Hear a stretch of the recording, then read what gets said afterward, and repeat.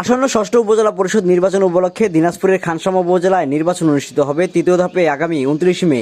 আর chairman পদে ঘোড়ামার্কা নিয়ে নির্বাচনে অংশগ্রহণ করেছেন ছাত্রলীগের আহ্বায়ক রাকেশ গুহ।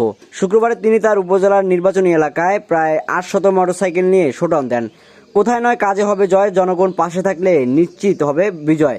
মাদক সন্ত্রাস দুর্নীতিমুক্ত খানসামা উপজেলা গড়তে চান উপজেলা পরিষদের চেয়ারম্যান প্রার্থী গণমানুষের আস্থাভাজন সময়ের সাহসী সৈনিক বাংলাদেশ ছাত্রলীগ খানসামা উপজেলা শাখার রাকেশ গুহ। উপজেলা পরিষদের চেয়ারম্যান হিসাবে রাকেশ গুহকে দেখতে জেগে উঠেছে খানসামা উপজেলার ভোটার সহ আপামর সাধারণ জনগণ।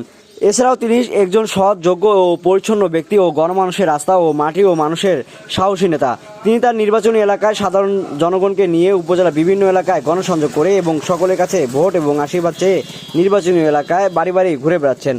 সাম্প্রতিকতা, অনাচার মুক্ত ও গ্রামীণ জনগোষ্ঠীর আর্থসামাজিক উন্নয়ন সহ খানসামা উপজেলার অবকাঠামো উন্নয়ন ও আগামীর স্মার্ট বাংলাদেশ গড়তে জনকল্যাণে নিজেকে উৎসর্গ করতে চান বলে তিনি জানিয়েছেন। সমাজকর্মী ও গরিব মানুষের নিবেদিত প্রাণ ঘোড়ামার্কার প্রার্থী রাকেশ গুহ। সুজন শেখ, খানসামা, দিনাজপুর।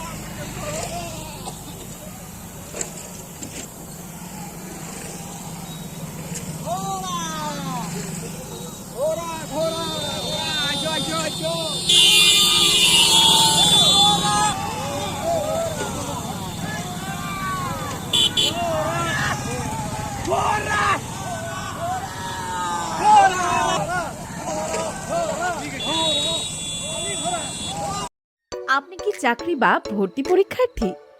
আপনার কি ফ্রি গাইডলাইন, ফ্রি অনলাইন পরীক্ষা ও ফ্রি সাজেশন প্রয়োজন? তাহলে অ্যাক্টিভ এমসিকিউ অ্যাপস আছে আপনার পাশে। প্লে স্টোর থেকে এখনই ইনস্টল করুন অ্যাক্টিভ এমসিকিউ অ্যাপস।